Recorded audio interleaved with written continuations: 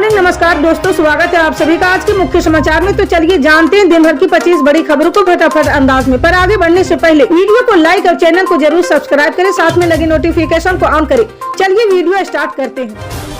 आपको बता दें कि दिल्ली के मुख्यमंत्री और आम आदमी पार्टी के राष्ट्रीय संयोजक ने इंडिया टुडे टीवी की एग्जीक्यूटिव एडिटर प्रीति चौधरी के साथ एक खास इंटरव्यू में दिल्ली की चुनावी दंगल, लोकसभा चुनाव, एक्साइज पॉलिसी केस समेत कई मुद्दों पर बात की है। इस दौरान उन्होंने बीजेपी पर भी निशाना साधा और दावा किया है कि बीजेपी में सेक्शन वार चल रहा है। साथ ही उन्होंने सवाल भी पूछा कि पीएम मोदी बताए कि 75 के बाद पीएम रहेंगे या नहीं, और उन्होंने दावा किया कि प्रधानमंत्री नरेंद्र मोदी केंद्रीय गृह मंत्री अमित शाह के लिए उनके उत्तराधिकारी के रूप में कार्यभार संभालने का रास्ता साफ कर रहे हैं। जी हां, दरअसल केजरीवाल से जब पूछा गया कि आपने क्यों कहा है कि पीएम मोदी नहीं अब अमित शाह प्रधानमंत्री होंगे, तो दिल्ली के मुख्यमंत्री ने कहा कि आप इंटरनेट पर सर्च मार लो। खुद अमित शाह ने 2019 में कहा था कि 75 साल के सभी लोगों को रिटायर्ड कर रहे हैं। 2014 में प्रधानमंत्री के बाद उन्होंने खुद ये रूल बनाया था कि 75 साल के बाद बीजेपी के संगठन में भी और सरकार में भी किसी को कोई पद नहीं दिया जाएगा। इसी के तहत अडानी जी, मुरली मनमोहन जोशी, यशवंत सिन्हा को रिटायर किया गया है। ना जाने कितने लोगों की टिकटें काटी गई है। महाराष्ट्र में लोकसभा का चुनाव 5 चरणों में खत्म हो चुका है। प्रदेश के अन्य राज्यों में अभी 2 चरणों के लिए मतदान बाकी है। यूं तो चुनाव के नतीजे 4 जून को घोषित किए जाएंगे, लेकिन बीजेपी ने अभी से दावा करना शुरू कर दिया कि पार्टी ने 5 चरणों में 300 सीटों का आंकड़ा पार कर लिया है। वहीं देश में मुस्लिम आरक्षण को लेकर भी बयानबाजी तेज है। इसी बीच अब शरद पवार का एक बयान सामने आया, जहां उन्होंने बीजेपी की दावे और मुस्लिम आरक्षण पर बड़ा बयान दिया है। जी हां, शरद पवार ने आज एक प्रेस कॉन्फ्रेंस कर गृह मंत्री अमित शाह पर जमकर निशाना साधा है। पवार ने अमित शाह के 5 चरण में 300 से ज्यादा सीटों के दावे पर जवाब देते हुए कहा, अमित शाह एक जिम्मेदार पद पर हैं, उन्हें सोच समझकर बोलना चाहिए। वो 400 क्या, वो तो 480 सीट भी बोल सकते हैं। अगर प्रधानमंत्री बोलते तो कोई बात नहीं थी, वो आजकल कुछ भी बोलते हैं। अमित शाह को जरा ध्यान देकर बात करनी चाहिए।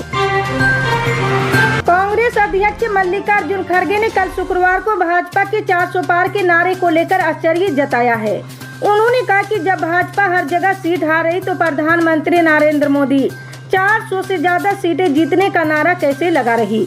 उन्होंने कहा कि इंडिया गठबंधन को बहुमत मिलने की पूरी संभावना है। जी हां, उन्होंने आगे कहा कि भाजपा संस्थाओं का दुरुपयोग करके सरकार चला रही। लोग भाजपा से परेशान हैं और INDIA गुट का समर्थन कर रहे हैं, इसलिए गठबंधन के पास सरकार बनाने का अच्छा अवसर है। जी हां, उन्होंने दावा करते हुए कहा कि भाजपा सभी राज्यों में सीटें हार रही। कांग्रेस अध्यक्ष ने कहा कि पीएम नरेंद्र मोदी को कैसे पता चला है कि भाजपा 400 से ऊपर सीटें जीत रही, जबकि वो हर जगह सीटें हार रहे हैं।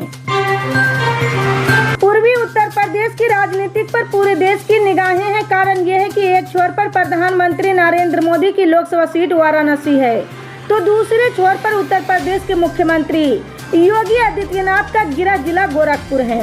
जी हां, पर बीजेपी के लिए मुश्किल यह है कि 2014 लोकसभा और 2017 विधानसभा चुनाव को छोड़ दे तो उसके बाद 2019 लोकसभा और 2022 विधानसभा चुनाव में बीजेपी के लिए ये इलाका सुकून देने वाला नहीं रहा। जी हां, 2019 लोकसभा चुनाव में यहाँ बीजेपी ने अपनी 5 लोकसभा सीटें गंवा दी थी। 2022 विधानसभा चुनाव में कई जिलों में पार्टी का सुपड़ा भी साफ हो गया। इसी तरह 2019 में 3 लोकसभा सीटें ऐसी थी जहां मामूली वोटों से पार्टी कैंडिडेट चुनाव जीत सके। बीजेपी के सबसे बड़े 2 महारथियों के प्रभाव के बावजूद पार्टी की ऐसी दुर्गति क्यों है।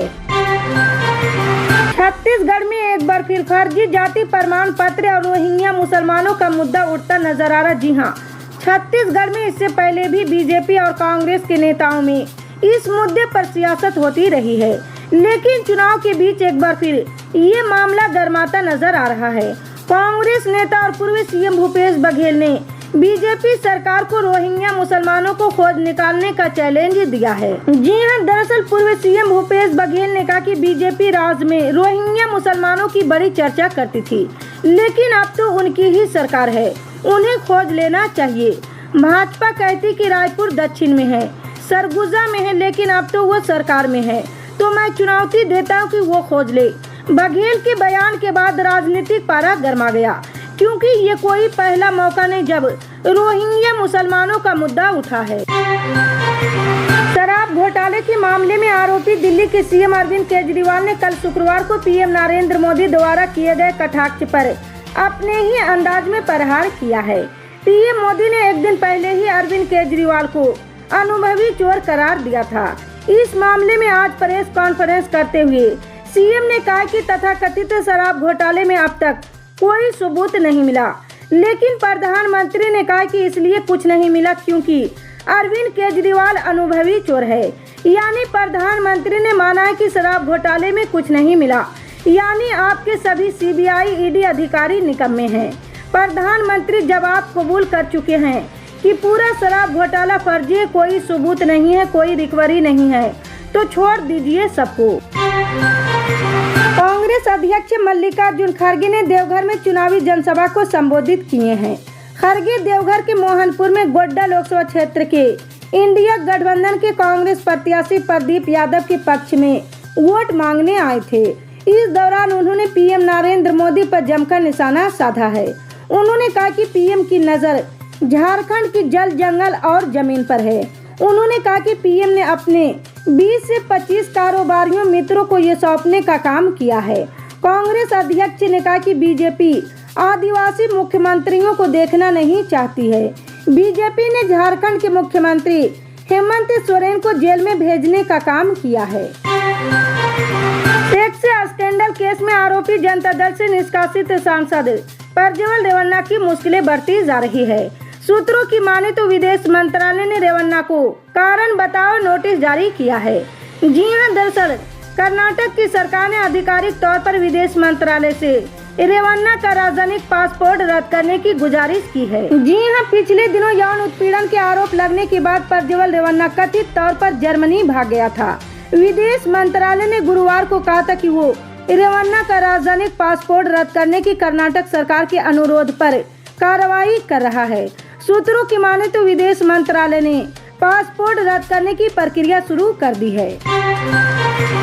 अगर आप भी हज यात्रा पर जा रहे तो ये खबर आपके काम की, क्योंकि सऊदी अरब सरकार हज यात्रा को लेकर बड़े बड़े फैसले ले रही है।